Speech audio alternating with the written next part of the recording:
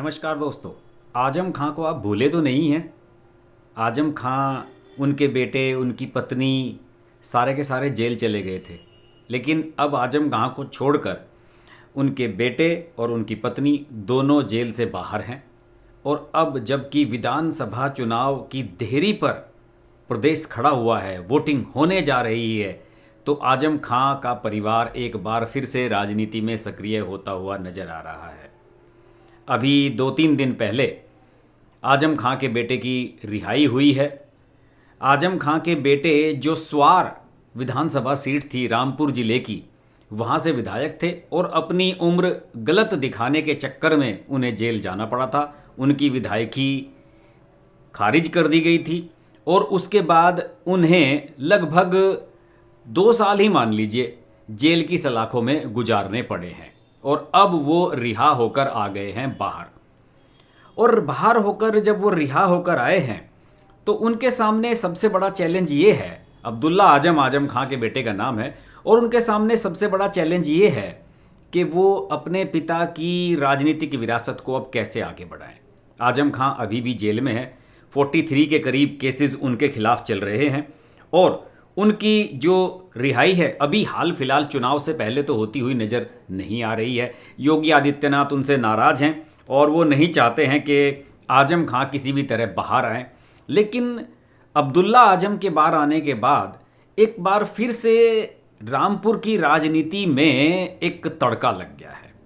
और सबसे बड़ा तड़का रामपुर की राजनीति में ये लगा है कि यहाँ से बीजेपी ने उस शख्स को टिकट दे दिया है जिन्होंने आजम खां के परिवार के खिलाफ जंग लड़ी थी और आजम खां के परिवार को एक के बाद एक उन्होंने जेल में भिजवाया था।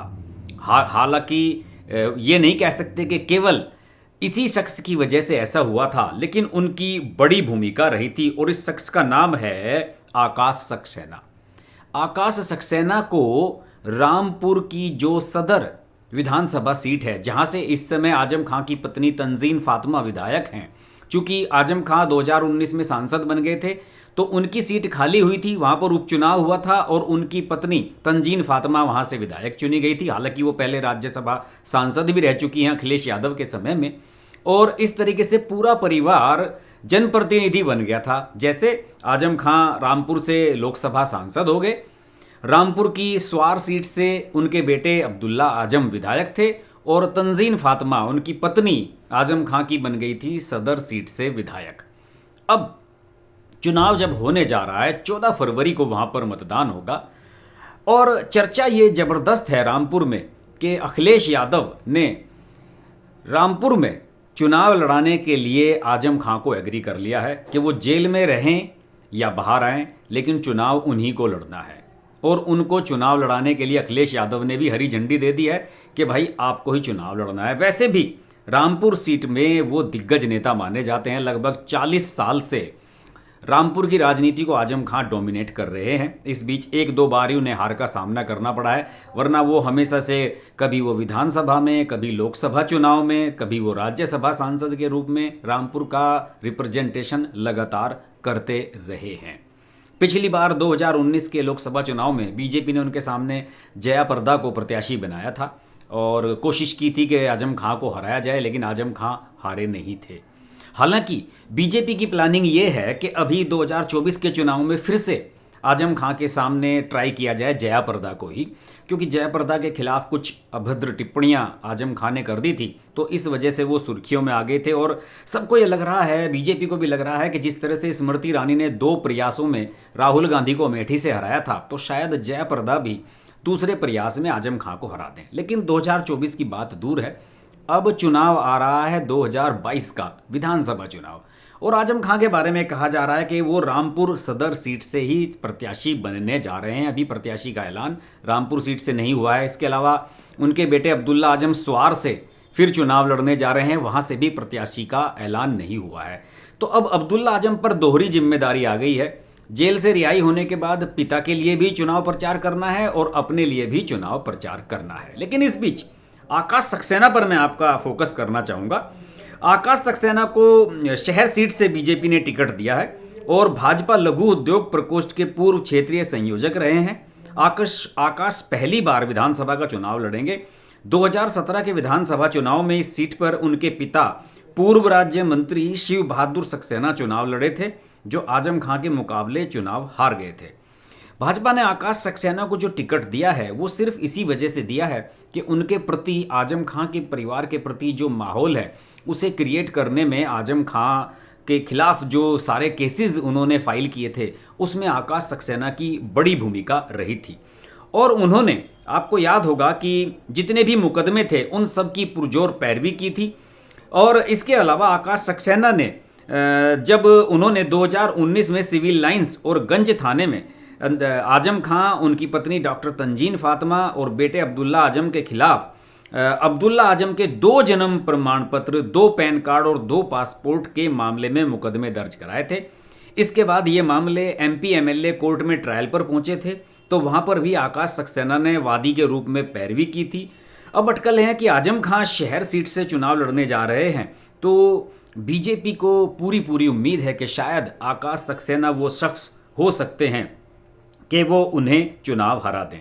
अलबत्ता अब्दुल्ला आजम ने बाहर आकर कई स्टेटमेंट दिए हैं। उन्होंने एक कहानी भी बताई है कि 8 बाई 8 की तनहा बैरक में वो उनके पिताजी रहते हैं, उन्हें परेशान किया जा रहा है, बीजेपी की सरकार उनसे डर रही है।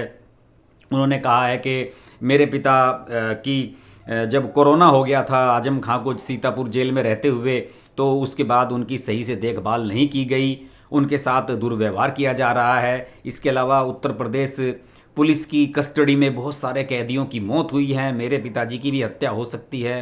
कई इस तरह की बातें आजम खां ने कही हैं, अब्दुल्ला आजम ने कही हैं, और ये माहौल बनाने की कोशिश की है कि उनके जो पिता है उनकी स्थिति जेल में ठीक नहीं है, वे अस्वस्थ हैं।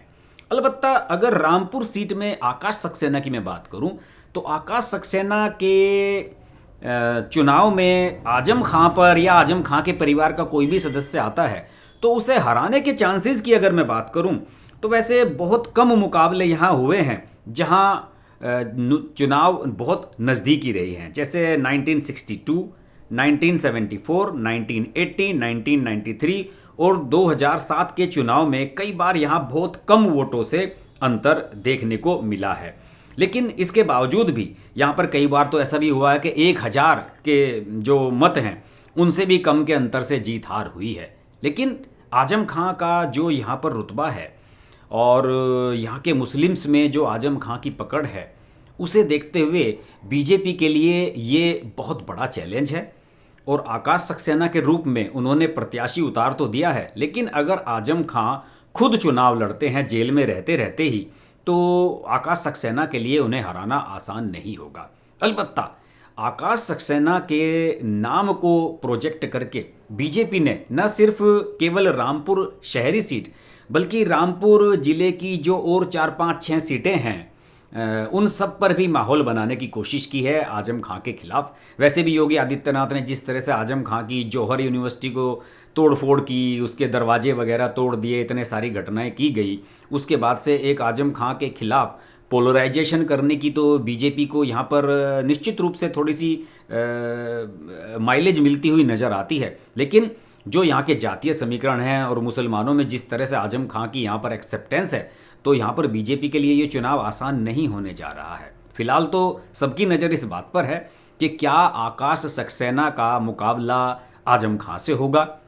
क्या आजम खां जेल में रहते हुए भी और लोकसभा के सांसद होते हुए भी विधानसभा का चुनाव लड़ना चाहेंगे? क्योंकि फिर एक चीज़ छोड़नी पड़ेगी, अगर आप विधानसभा का चुनाव लड़ते हैं तो फिर लोकसभा की सदस्यता से आपको इस्तीफा देना होगा, या अपने बेटे अब्दुल्ला आजम को ही सदर सीट से चुनाव लड़वा दें इस बार, तंजीन फातिमा की जगह, अपनी पत्नी की जगह। बहुत सारे सवाल हैं जिनके जवाब आने वाले समय में मिलेंगे। लेकिन इस सीट पर तो हमारी नज़र बनी रहने वाली है कि इस सीट पर नतीजा क्या होगा। आकाश सक्सेना क्या यहाँ पर आजम खां के परिवार का वर्चस्व तोड़ पाएंगे? क्या बीजेपी यहाँ आजम खां को हरा पाएगी? ये एक बहुत बड़ा सवाल है, इस पर हमारी नज़र लगातार बनी रहेगी। अगर आपको मेरे वीडियोज़ अच्छे लगते हैं तो इन्हें ज़रूर लाइक करें, शेयर करें, मेरे चैनल हर्ष की बात लाइव को सब्सक्राइब करें और अगर आप मेरे चैनल के सदस्य बनते हैं तो मेरे व्हाट्सएप ग्रुप का हिस्सा बन सकते हैं, मुझसे चैटिंग कर सकते हैं, सुपर फैन के माध्यम से मुझसे जुड़ सकते हैं। मेरी मेंबरशिप के कई ऑप्शंस हैं। सब्सक्राइब बटन के बराबर में आप ज्वाइन बटन पर जब क्लिक करेंगे तो वहाँ पर आपको कई ऑप्शंस मिलेंगे। आप मुझसे फ़ोन के माध्यम से संपर्क कर सकते हैं, हॉटलाइन मेंबरशिप ले सकते हैं। तो जुड़े रहिए मेरे चैनल के साथ और ऐसी ही कई बढ़िया खबरें मैं आपके लिए ला रहा हूँ। कई अच्छे वीडियो उत्तर प्रदेश चुनाव पर हमारे आ रहे हैं। देखते रहिए हर्ष की बात लाइव। नमस्कार। अगर आपको हमारी वीडियो पसंद आई तो वीडियो को लाइक करें, चैनल को सब्सक्राइब करें और नोटिफिकेशंस के लिए बेल आइकन को प्रेस करें।